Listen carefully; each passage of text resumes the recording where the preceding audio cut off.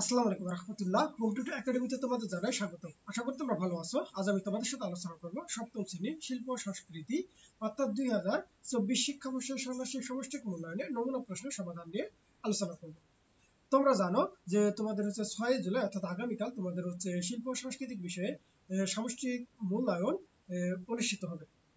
আর তোমরা এর আগে যে পরীক্ষাটা হয়েছে তোমরা দেখছো যে আগের রাতে তোমরা প্রশ্ন এবং উত্তর পেয়েছিলে এবং সেগুলো দেখে গিয়ে খুব সহজে পরীক্ষা দিয়েছো। কিন্তু তোমরা ইতিমধ্যে জানো যে যে এখন বোর্ড থেকে কিছু নির্দেশনা দেওয়া আছে যে যদি প্রশ্ন ফাঁস করে থাকে বা প্রশ্ন যদি কেউ ফাঁস করার চেষ্টা করে তাদের বিরুদ্ধে আইনগত ব্যবস্থা নেওয়া হবে। সুতরাং বলা যাচ্ছে যে আজকে হয়তো এই পরীক্ষার জন্য অর্থাৎ শিল্প সাংস্কৃতিক বিষয়ে প্রশ্ন না ফাঁস হওয়ার সম্ভাবনা বেশি। এই কারণে মূলত আমি কি করতেছি, তোমাদের বইয়ে যতটুকু আছে এই পরীক্ষার জন্য তার উপর কিছু গুরুত্বপূর্ণ নমুনা প্রশ্ন নিয়ে হাজির হয়েছি, যেগুলো তোমাদের পরীক্ষার জন্য খুবই গুরুত্বপূর্ণ। আমরা কি জানি যে তোমাদের পাঠ্য বইয়ের মূলত হচ্ছে পৃষ্ঠা 1 থেকে পৃষ্ঠা 44 পর্যন্ত এখানে যে অধ্যায়গুলো রয়েছে এই অধ্যায়গুলোর উপরই মূলত কি হবে, তোমাদের পরীক্ষা অনুষ্ঠিত হবে। তাহলে প্রথম অধ্যায় আমাদের কি ছিল যে বিশ্বজোড়া পাঠশালা, তারপরে নকশা বুঝি, মায়ের মুখের মধুর ভাষা, তারপরে স্বাধীনতা আমার, আর বৈচিত্র্য ভরা বৈশাখ। অর্থাৎ এই কয়েকটা অধ্যায়ের মধ্যেই মূলত তোমাদের কি হবে, পরীক্ষা হবে। তাহলে আশা করি তোমরা এতটুকু বুঝতে পারতেছো। আর যদি কোনো কারণে যদি প্রশ্ন যদি ফাঁস হয়ে যায় তাহলে অবশ্যই আমি আমার চ্যানেলে আপলোড করবো, তোমরা সেখান থেকে খুব সহজে দেখে নিতে পারবা। আর এই জন্যই তোমরা অবশ্যই আমার চ্যানেলটিকে সাবস্ক্রাইব করবা, যাতে এইরকম কোনো আপডেট দেওয়ার সাথে সাথে তোমাদের কাছে ভিডিওগুলো চলে যায়। তো চলো কথা না বাড়িয়ে আমরা আমাদের সেই নমুনা প্রশ্নগুলো দেখে নিই, যেগুলো পরীক্ষার জন্য খুবই গুরুত্বপূর্ণ। তাহলে আমরা সর্বপ্রথম নমুনা প্রশ্ন হিসেবে নিতে পারি যে কি, যে বর্ণচক্রের রংগুলোর সাথে মিলিয়ে বিভিন্ন প্রাকৃতিক উপকরণ যেমন রং বেরঙের ফুল, পাতা ইত্যাদি সংগ্রহ করে বর্ণচক্র বানাও। অর্থাৎ দেখো এইরকম করে তোমরা খুব সহজেই বিভিন্ন পাতা, ফুল ইত্যাদি দিয়ে মূলত তোমরা কি করতে পারবা, বর্ণচক্র তৈরি করতে পারবা। এরকম প্রশ্ন তোমাদের আসতে পারে। তারপরে এখানে দেখো বর্ণচক্র সম্পর্কে একটা মজার একটা কি দেওয়া আছে, একটা কবিতা দেওয়া আছে। সেটা কি, যে সে এক মজার খেলা, রঙের সাথে সাথে সাথে রং মিলিয়ে চলছে রঙের মেলা, সে এক মজার খেলা। নীল হলুদে সবুজ হবে, কালো লালে খয়েরি, সাদা কালো ছাইয়ের মতো রংটি হবে তৈরি। গোলাপি চাও লালে সাদা মিশাও যায় বেলা, কমলা হবে লাল হলুদে বেগুনি লাল নীলে, ফিকে হবে সব গাঢ় রং, এমন করে চলছে মধুর রং বানানোর খেলা। তোমরা আশা করি এই কবিতাটা বুঝতে পারছো। তোমরা রং বিষয়ে এই কবিতাটা অবশ্যই মুখস্থ করে ফেলবা। তারপরে আমরা নমুনা প্রশ্ন হিসাবে আরেকটা দেখতে পারি, যেখানে কি বলতেছে যে আশেপাশে দেখা বা জানা লোকশিল্পের তালিকা বন্ধু খাতায় লিখে রাখবে। তার মানে আমরা কি কি বলতে পারি, যে আমি সাম্প্রতিক লোকশিল্পের অন্তর্গত কিছু বিষয়ে অবলম্বন করেছি এবং আমার বন্ধু খাতায় সেগুলো লিখে রাখবো। যেমন শীতল পাটি, নকশি কাঁথা, রঙিন শিখা বা শিকে, শাড়ি দিয়ে তৈরি চাদোয়া, রিক্সা পেইন্টিং, কাঁসার গ্লাসে নকশা করার নাম ও কারুকার্য, এবং পিঠার মধ্যে হাতে করা নানা নকশা, এবং কন্যাকে বউ সাজানোর সময় গাওয়া গান, ধান কাটার সময় গান ইত্যাদি।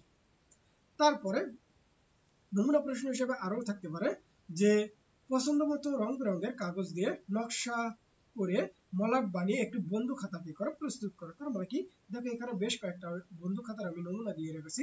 তোমরা এরকম করে খুব সহজে কাগজ কেটে বন্ধু খাতা কি করতে পারবা, তৈরি করতে পারবা। তোমাদেরকে তোমাদের শিক্ষক এরকম বন্ধু খাতা তৈরি করতে বলতে পারে।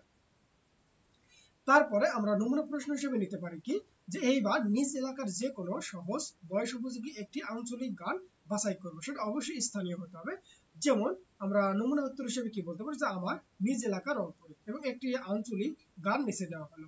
যেমন আমাদের রংপুরের জন্য অবশ্যই হচ্ছে কি ভাওয়াল, এই যে ভাওয়াইয়া গানগুলো মূলত হচ্ছে সব থেকে বেশি জনপ্রিয়। যেমন এখানে একটা ভাওয়াইয়া গান দিয়ে দিচ্ছি যে ও কি গাড়িয়াল ভাই। অর্থাৎ তোমরা তোমাদের নিজ এলাকার একটা আঞ্চলিক গান দিতে পারো এখানে।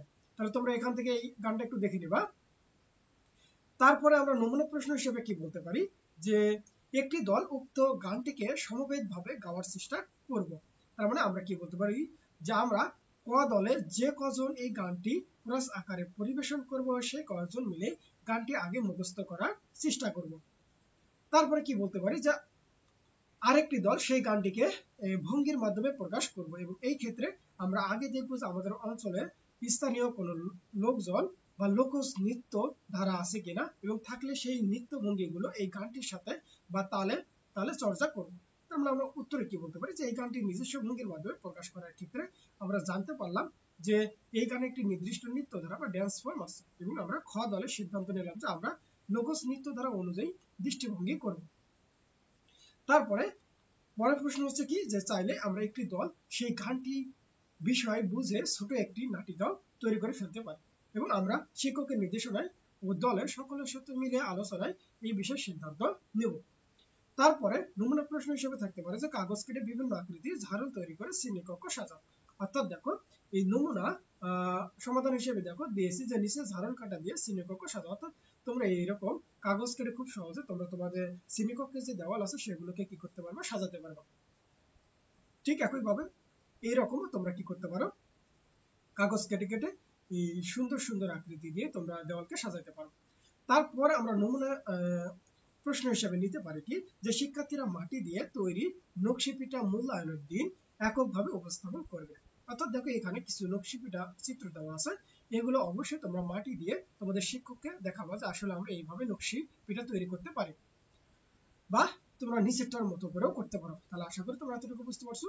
এইবার তারপরে আমাদের নমুনা প্রশ্ন হিসেবে থাকতে পারে যে মায়ের মুখের মধুর ভাষা বলতে আমি যা বুঝি তা লিখি। অর্থাৎ আমার মায়ের মুখের মধুর ভাষা বলতে কি বোঝো, তার মানে এখানে দেখো আমি হচ্ছে বলে দেওয়া আছে, তোমরা এখান থেকে একটু পড়ে নেবা, আমি পড়তেছি না, তোমরা এখান থেকে একটু এতটুকু একটু দেখে নেবা যে আসলে মায়ের মুখের মধুর ভাষা বলতে আমরা কি বুঝি। তাহলে আশা করি তোমরা বুঝতেছো যে আসলে নমুনা প্রশ্নগুলো কেমন হতে পারে এবং তোমাদের মূল্যায়নটা কেমন হবে। এবার তারপরে আমরা নমুনা প্রশ্ন হিসেবে নিতে পারি যে মূল্যায়নের দিন দলগতভাবে শ্রেণীকক্ষের মেঝে ও বারান্দায় রং ব্যবহার করে আলপনা তৈরি করতে বলতে পারে। তার মানে আমরা নমুনা সমাধান হিসেবে নিতে পারি। দেখো এইরকম, এই যে এরা কি করতেছে, যে রং দিয়ে তাদের হচ্ছে শ্রেণীকক্ষের আশেপাশে কি করতেছে, আলপনা আঁকতেছে। অর্থাৎ এটাও তোমাদেরকে শিক্ষক বলতে পারে যে তোমরা আলপনা এঁকে দেখাও। এবার তারপরে আমরা কি দেখো এই যে নমুনা প্রশ্ন হিসেবে নিতে পারি কি, যে পহেলা বৈশাখ উদযাপনের নানা দিক ও রবীন্দ্রনাথের শিল্প ভাষা সম্পর্কে যা অবগত হয়েছে তা লিখো। তার মানে দেখো এখানে এই পয়লা বৈশাখ উদযাপনের নানা দিক এবং রবীন্দ্রনাথের শিল্প ভাষা সম্পর্কে যেগুলো জানি সেগুলো কিন্তু আমি এখানে লিখে দিয়েছি, তোমরা একটু কষ্ট করে এখান থেকে পড়ে নেবা যে আসলে আমরা এই পয়লা বৈশাখের উদযাপনের নানা দিক এবং রবীন্দ্রনাথের শিল্প ভাষা বলতে কি বোঝাচ্ছে বা কি কি বিষয়ে আমরা জানতে পারি সেগুলো একটু এখান থেকে একটু তোমরা একটু পড়ে নেবা, পড়লে তোমরা বুঝতে পারবে আসলে এখানে তেমন কোনো কঠিন কিছুই নেই।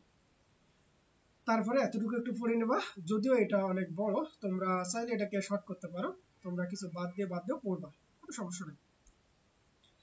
তারপরে আমরা যদি নিচের দিকে যদি তাকাই, এবার নমুনা প্রশ্ন হিসেবে নিতে পারি কি, যে আমরা জানার চেষ্টা করবো যে আমরা যে এলাকাটিতে বা মহল্লায় কিংবা গ্রামে বসবাস করছি সেখানে এমন কোনো শিল্প বা পেশাজীবীর পরিবার বা গোষ্ঠী আছে কিনা অনুসন্ধান করবো, তা তালিকা করবো। আমরা কি বলতে পারি উত্তরে, যে আমরা যে এলাকাটিতে থাকি তা একটি কুটির শিল্প সমৃদ্ধ, এখানে নকশি খাতা বানায় এমন একটি পল্লী আছে, এবং এই পল্লীটি বেসিকের সাথে সংশ্লিষ্ট এবং বেসিকের নিয়মকানুন অনুযায়ী মূলত কি হয়, পরিচালিত হয়। তারপরে এবার এর মধ্য থেকে কয়েকটি শিল্পভিত্তিক পোশাক বাছাই করে সেই পোশাক পেশাগুলোকে নিয়েই কিছুটা গভীরভাবে ভাববার চেষ্টা করবে, এবং এই ভাবনার মূল উদ্দেশ্য শিল্প ও জীবিকা নির্বাহ সহায়ক হয়, এবং এটিও মর্যাদাপূর্ণ কাজ তা উপলব্ধি করা। তার মানে দেখো আমরা আসলে এটা বলতে কি বুঝি, যে আমি নকশিকাঁথা পল্লীতে এসে এলাকার মহিলা এবং উদ্যোক্তাদের সাথে কথা বলে জানতে পারি যে কাজে তাদের দিন বদলের গল্প, এবং প্রত্যেকের চোখে মুখে আত্মবিশ্বাসের উজ্জ্বল দীপ্ত। একজন বলল যে আগে নকশিকাঁথার দাম বেশি ছিল না, একটি কাঁথা 300 থেকে 500 টাকায় বিক্রি হতো, কিন্তু এখন বাংলাদেশের বাজারে জয় করে এই কাঁথা বিশ্ব বাজারেও নিজের স্থান দখল করে নিচ্ছে। এখন প্রতিটি কাঁথার মাঝে শিল্প খুঁজি আকার ও কারুকাজ ভেদে 1500 থেকে 3000 টাকা পর্যন্ত হয়, এবং বর্তমান সময়ে নকশি কাঁথা করার ক্ষেত্রে ফরমায়েশি ডিজাইনের প্রাধান্য পরিলক্ষিত হচ্ছে। তবে নকশি কাঁথা এখন আর বৃষ্টির দিনে অলস শিল্প নয়, বরং এটা এখন মানুষ পেশা হিসাবেই নিয়েছে, এবং শিল্প নয় পেশা তাদের স্বাধীন এবং স্বাবলম্বী হতে শিখিয়েছে। এবার তারপরে আমরা নমুনা প্রশ্ন হিসেবে নিতে পারি যে এরপর ওই নির্দিষ্ট পেশার পুরো প্রক্রিয়াটি সম্পর্কে জানতে হবে এবং তা বন্ধু খাতায় লিপিবদ্ধ করে নিতে হবে। দেখো এখানে আমরা নমুনা উত্তর হিসেবে যেটা দিয়েছি তোমরা এখান থেকে একটু পড়ে নেবে যে আসলে এখানে কি বলছে। এবার তারপরে আমরা নমুনা প্রশ্ন কি থাকতে পারে যে দলে ভাগ হয়ে কয়েকটি শিল্পভিত্তিক ও পেশাজীবীদের কাজকে আরো জানার জন্য তাদের কাজ পরিদর্শন করা বা তাকে বিদ্যালয়ে আমন্ত্রণ জানিয়ে তার কাজ শিখব।